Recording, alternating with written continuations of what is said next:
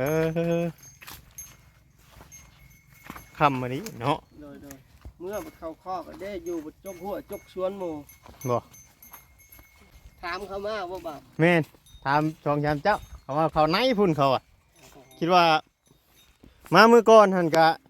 มาแต่เข้ามาบ่ฮอดพี่คอยเบิ่งคือบ่เห็นหมู่งัวหมู่หยังมันอยู่ห้องเนาะเบิ่งได้คือว่าบ่มีคนหญ้าแถวนี้เล่มเท่าพุ่นเลยเล่มไว้นี่แหละ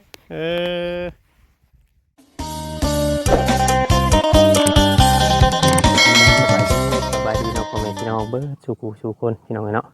ปัจจุบันสุบอนว่าสิเป็นพี่น้องทางฝั่งลาวเนาะกับสวัสดีพี่น้องทางฝั่งไทยอีกทีนึงพบกับช่อง YouTube ของว่าเวียงสายใจกันดอยเพียงเนาะ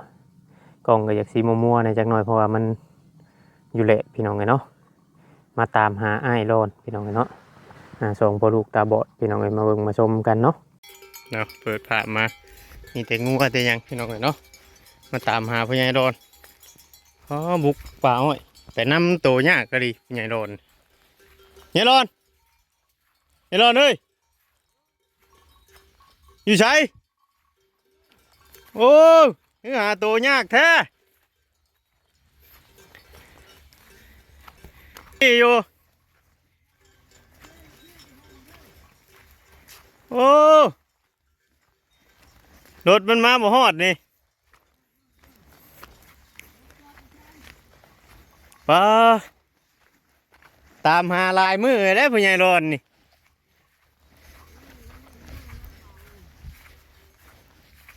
เลี้ยงงัวบ่ใช่งัวเจ้านะคืองัวลายแท้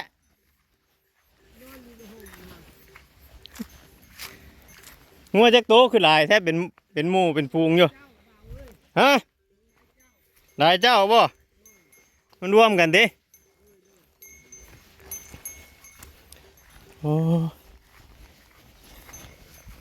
ผู้รถจอดด้วยผู้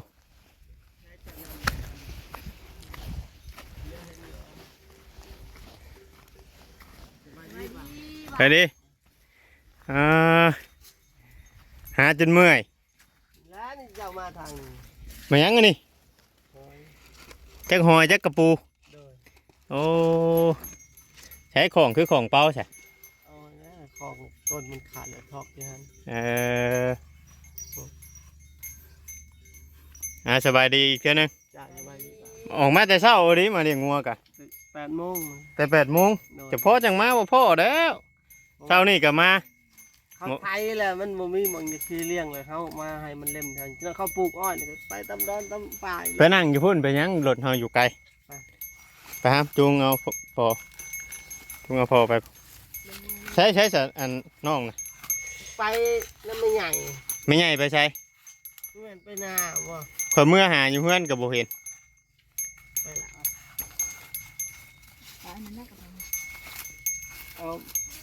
เช้าเมื่อบ่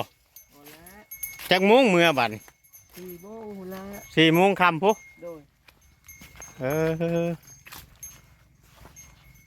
ค่ำมานี้เนาะเมื่อเข้าคอกก็ได้อยู่จกหัวจกชวนหมู่บ่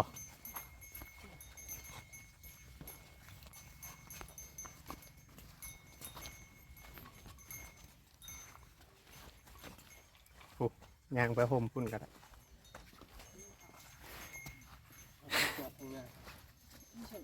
นี่โกกระทันนี่อยู่ห่มโกกระทันมันมาบ่ได้มันโลมขี่แต่มีแต่โลมถามเขามาว่าแบบแม่นถามชองชามเจ้าเขาว่าเขาไหนพุ่นเขาอ่ะคิดว่ามามือก่อนหันกะมาแต่เข้ามาบ่ฮอดพี่คอยเบิ่งคือบ่เห็นหมู่งัวหมู่หยังมันอยู่ห้องเนาะเบิ่งได้คือว่าบ่มีคนหญ้าแถวนี้เล่มเท่าพุ่นเลยเล่มไว้นี่แหละของเขาเสาเขาจะปลูกอ้อยเด้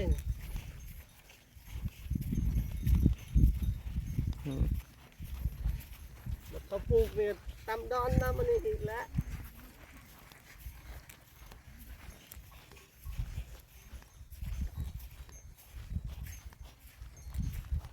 มาห่มนี่ก็ได้นั่งถ่ายอยู่ห่ม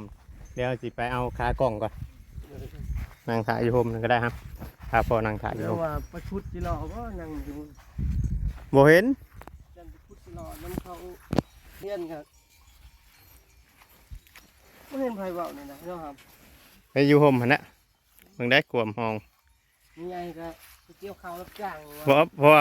ไม่ใหญ่เฮามามื้อนั้นก็เราเคยเล่าให้เจ้าฟังอยู่บ่ซะ เว้ามันแหล้ว เว้าอยู่เนาะ โดย เฮาไปเอาอันขากล้องก่อนเอาพี่น้อง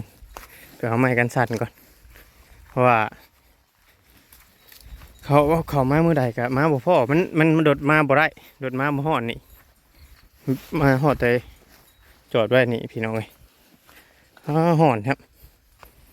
จักอะไรเราสิได้งัวจักอะไรเราสิอันเมื่อเราสิเอาเมื่อบ่ได้ดอกเครื่องไรงัวบัดเพาะลูกบัดจูงคิดว่าลูกสาวเพิ่นก็อยู่น้ำกันเขาบ่บอกเนาะเพียงเนาะเขาเพียงบอกให้อันปอเผาให้เพิ่นออกไปใช้แต่เช้าเขาบ่บอกก็เลยต้องตามหาตัวเพิ่นจนพ่อพี่น้องเลยเรียงชื่อมาม่าปลากระป๋องไข่เนาะเพียงเนาะเพื่อไว้เพิ่นกินนั่นแหละเพราะว่าเพิ่นมีลูกสาวมาอยู่น้ำอีกเด้น้องๆแต่ละคนนะเมื่อนั้นฝนตกว่าเวียงมาไปหาโสดอีกขันฝนตกยังมาอยู่นะพี่น้องขันฝนตกยังมาอยู่เพิ่นไปหาโสดว่าเนาะก็เลยรถไปบ่ฮอดพี่น้องบ่เวียงก็เลยย่างไป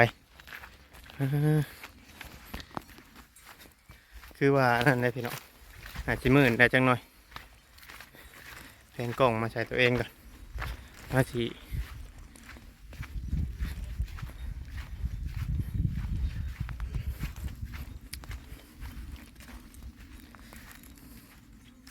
ห่อนนะดิ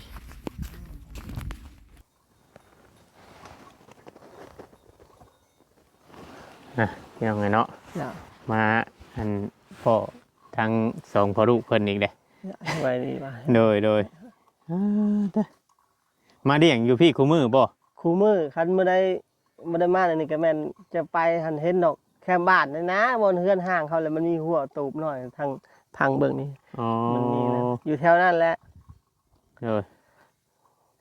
เห็นได้จ้ะ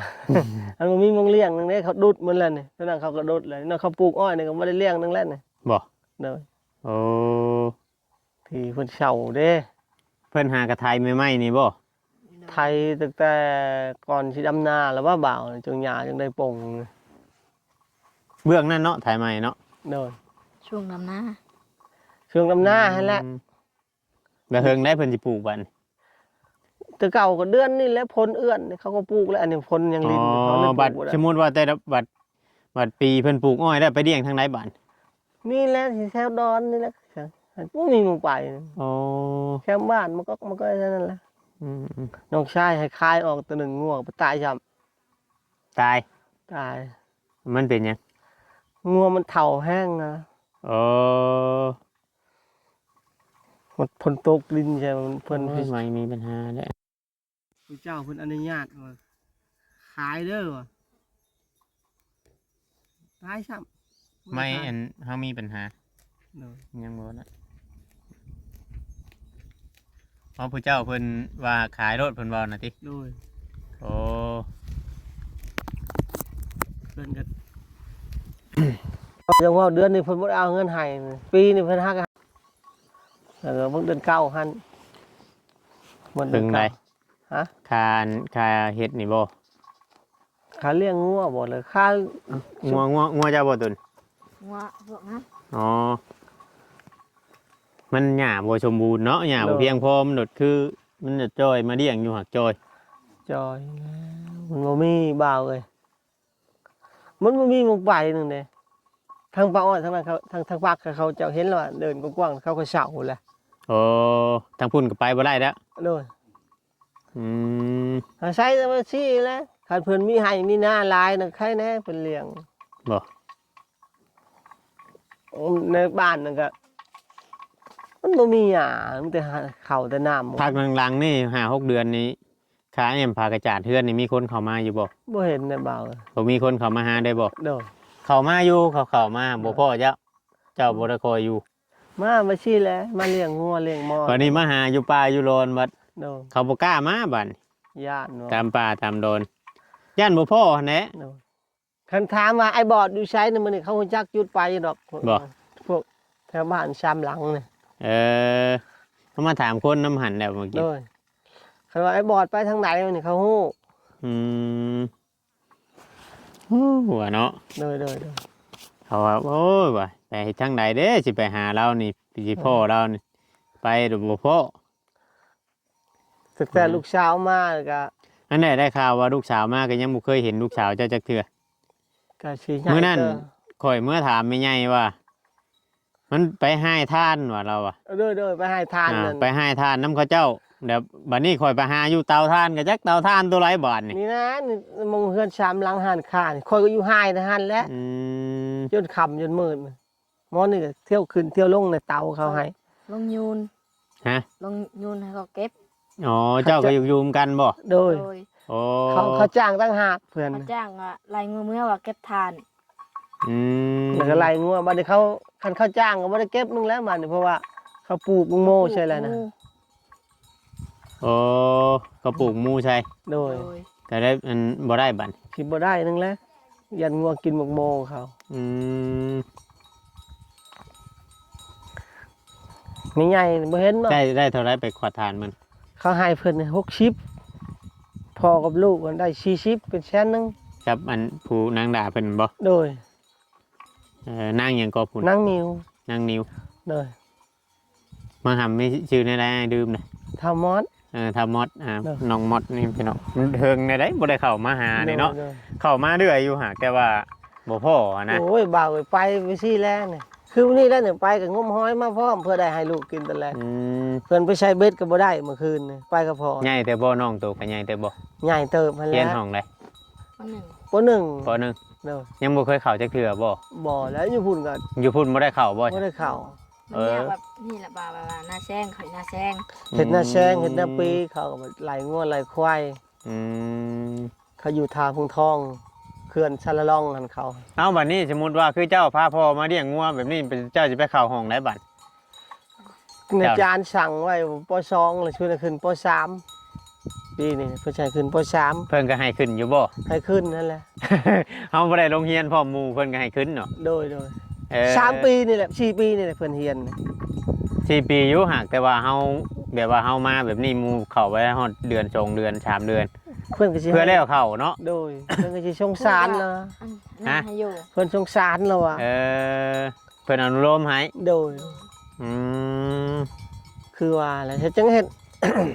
แค่เฮ็ดไปนี่แหละบ่าวเขาเลี้ยงงัวก็เว้าจังเว้าตรงๆแล้วต้องเข้าใจว่าน้องชายเรากับครอบครัวเราอยู่พุ่นเนาะ เลย วางเดือน6เพิ่นให้เงิน 4,000 บัดลีนโหลดเพิ่นเด้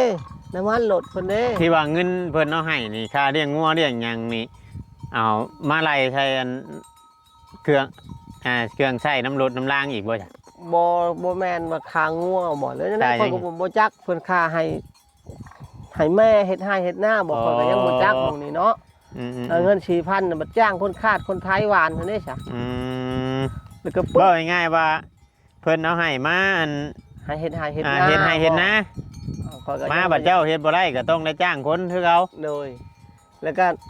ตั้งแต่เดือน6เนาะ เลย บางเดือน10บางหันน่ะหลานเจ็บท้องนี่อีน้อยน่ะเจ็บท้องนี่หมออ้ายนี่ขับไป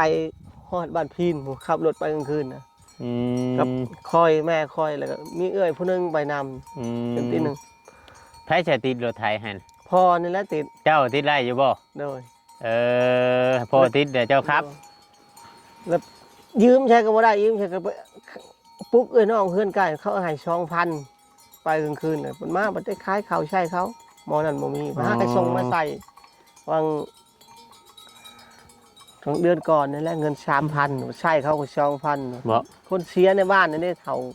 หมอแค้นในบ้านน่ะเสียนะ อืม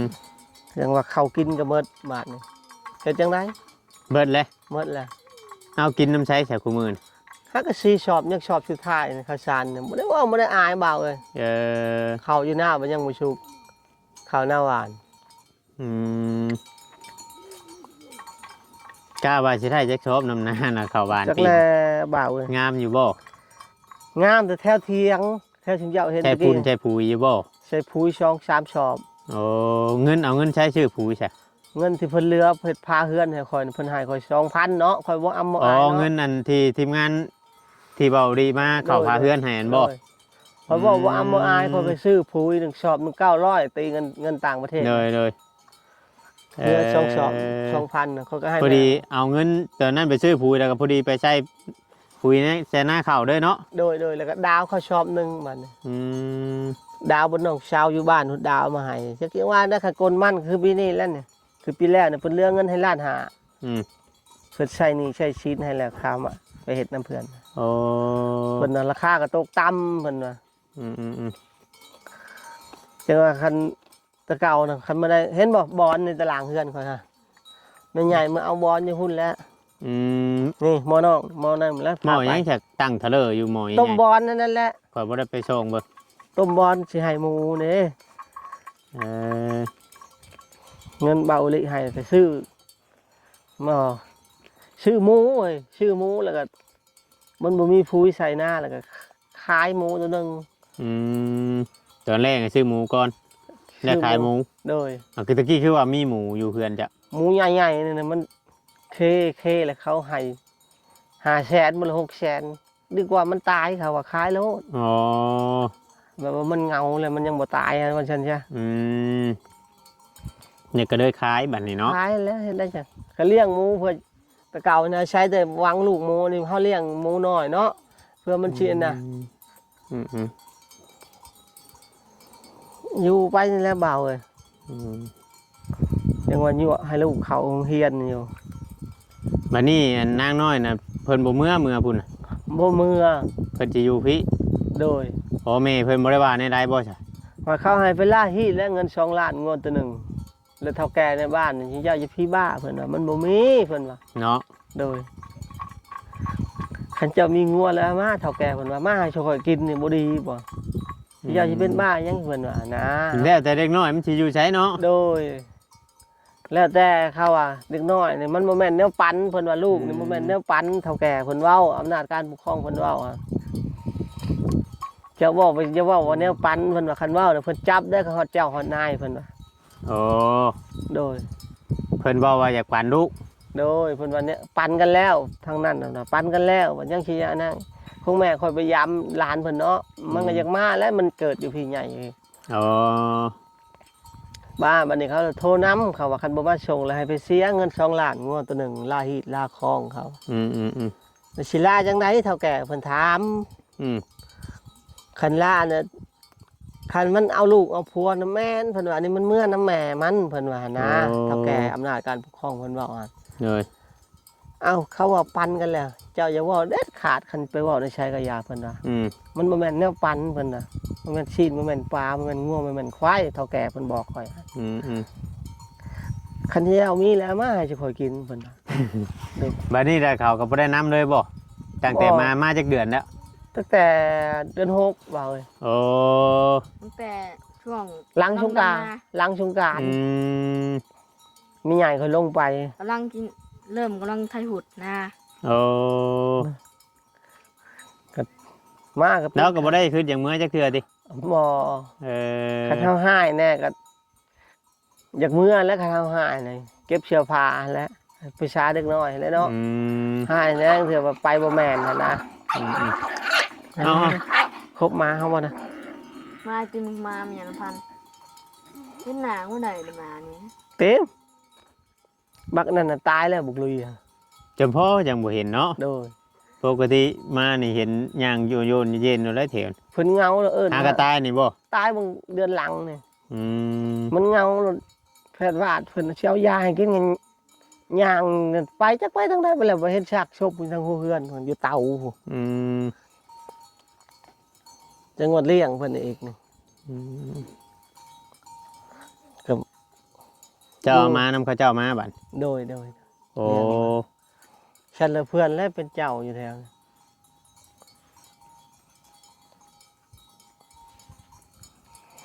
ี้ จะมาคนเดียวบ่บ่าว แม่นมาคนเดียว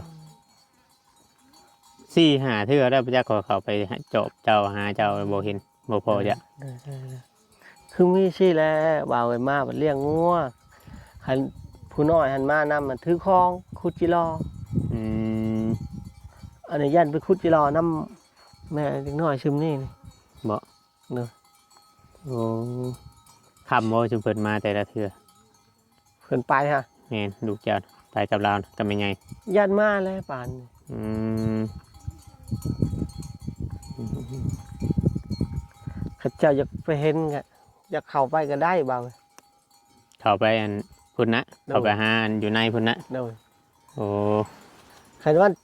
วันธรรมดาวันเข้าโรงเรียนน่ะวันจันทร์น่ะคันเจ้าไปไกลโรงเรียนอาจารย์ก็จะว่านั่งมิวลูกไอ้บอดน่ะเขาก็ฮู้อยู่ดอกโรงเรียนน่ะ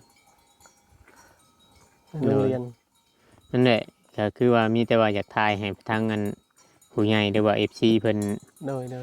เห็นเพราะว่าเพิ่นก็ได้ยินแต่ข่าวได้ยินแต่เว้าทายแล้วว่ามาหาบ่อยู่เนาะก็เลย อยู่ ได้อันถามเบิ่งหั้นนะ มาแบบว่า เด็กน้อยเนาะบ่แม่นจะเว้าย่องเขาก็รู้จักดิ้นรนหากินใส่ปากหั่นนะ อืม อันนี้ก็พาไปใช้เบ็ดแต่ละมื้อ บ่ได้ไปแต่ว่างมหอยกูมื้อ บ่ได้ไปแล้วยังบ่ได้ปล่อยงัวเบา จนเท่า คือว่ายามนั่นน่ะคือหาตัวง่ายอยู่ยามน่ะไปได้เห็นพ่ออยู่หนองหอยด้วยเนาะ โดย ยามนี่หายากยามนี่ หายาก อยากเลี้ยงงูมันภาไทยแหละบางทีกับคนโตก็เลี้ยงแถวแคมป์บ้าน แถวบ้านนั่นแหละ ถ้าว่ามันนั่นเขามาลงอ้อยแต่แม่นได้เลี้ยงอยู่พุ่นนะบัดนี้ โด เนาะ ย โดย โอ้ คันว่ามาลงเลี้ยงอาหารกับทันเด้ในดอนกกบกนี่ก็คอยสิอยู่คอนกกบกทางที่เจ้าเขานี่เห็นคอนเนี่ยคอยสินั่งอยู่หั่นแล้วคอยบ่ไปเพราะเป็นพลัง ดอนก็บกทางเขามาพุ โดยนี่ บกหนึ่งหันหัน ก เด้ กบกเนืองนี่แจหัวนี่แจหั บ วน ทางเพนั่นนั่นหนึ่ง แม่นเห็นอยู่ลูกมันเลี้ยงแถวนั้นท้าบ่ไปเป็นพละมันเพราะว่าทางนี้เฮาลัดงัวทามันน่ะนะ เขามีแต่ว่าทางชั้นก็ให้อันผากให้น้องๆเพิ่นนี้นั่นก่อนก็ได้ เด้อ เบิ่งท่าเนาะ เด้อ เบิ่งมุ ได้ งก็ ได้ ให้เพิ่นเบิ่งท่า เด้อ แล้วบ่ได้จังอันให้แม่ใหญ่ออกมารัดเอาก็ได้หรือว่าไผก็ได้พี่น้องอีกทีเอาเมื่อเฮือนก่อน เด้อ เมื่อเฮือนเพิ่นก่อนแหละตัวเฮาก็มีแนวมาให้เจ้านํอยู่มื้อ ขอบบุญขอบคุณหลายๆบ่าว ดีใจอยู่บ่ฮู้ว่าข่อยมา ดีใจนั่นแหละคิดว่าโอ้ยเพิ่นไปหลายบ่อนเนาะเพื่อสิฮอดเฮากับเพิ่นคิดว่ายันไปหาคนที่ลำบากกว่าเฮาก็ยังมี มีแต่ว่าเจ้าจะไปเอาธงเจ้าบ่ให้บังหำไปเอาบ่ ไปเอาไปละ บังหำไปเอาก็ได้ เด้อ แล้วก็บอกหมู่เด้อล่ะเด้อบอกหมู่เบิ่งท่า เด้อ กี้ตัดมัวทางไว้ได้เลยกูมาเล่นคนเดียวกี้ได้ลูกเขาไปนะ เดี๋ยวค่อยย่างหลับทางตัวนี้ก่อนจึงทางบ่ยากเด้อ มีแต่ว่าเฮาสิเมื่อพ่อกันอยู่เพื่อนเราบัดนี้พี่น้องเพราะมันก็อันนั้นเด้อยันว่าให้น้องๆเพราะว่ายังมี ฮะให้เขาไล่เมื่อเลยโลด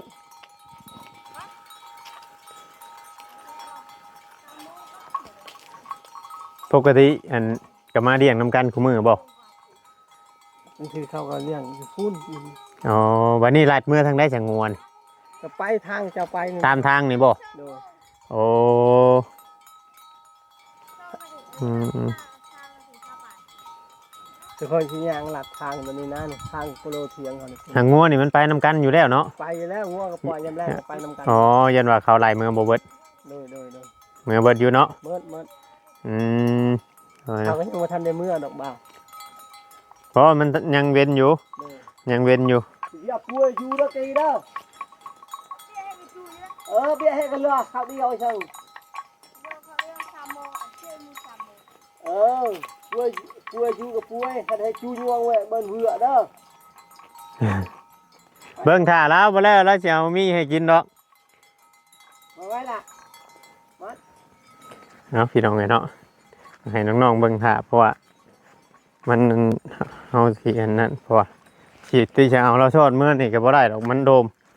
ทางมันโลมเฮาบุกมาชื่ออันนี้นะบุกมาอยากพ่อเราจริงเฮาก็คือบอกกันแหละแต่มันจำเป็นเราออกมาคู่มื้อนะออกมาแต่เช้าเพื่อเฮาออกมาแต่บ้านมานี้เฮาไปสร้างไว้ทางเงินคนทางเฮือนไกลหรือว่าเขาเจ้าเพิ่นก็บ่ บอกมานะพี่น้องก็บ่ได้บอกเดี๋ยวก็ยาแหละพี่น้องไอ้นั่นหลายก็มาฮอดเพิ่นได้ครับฮอดโตเพิ่นได้มีแต่ว่าเฮาสิเมื่อพ้อกันอยู่เฮือนพุ่นผิดพลาดกันใดก็ต้องขอโทษขออภัยสำหรับคลิปนี้ก็ไปก่อนพี่น้องเนาะขอกล่าวคำว่าสบายดีพี่น้องเนาะ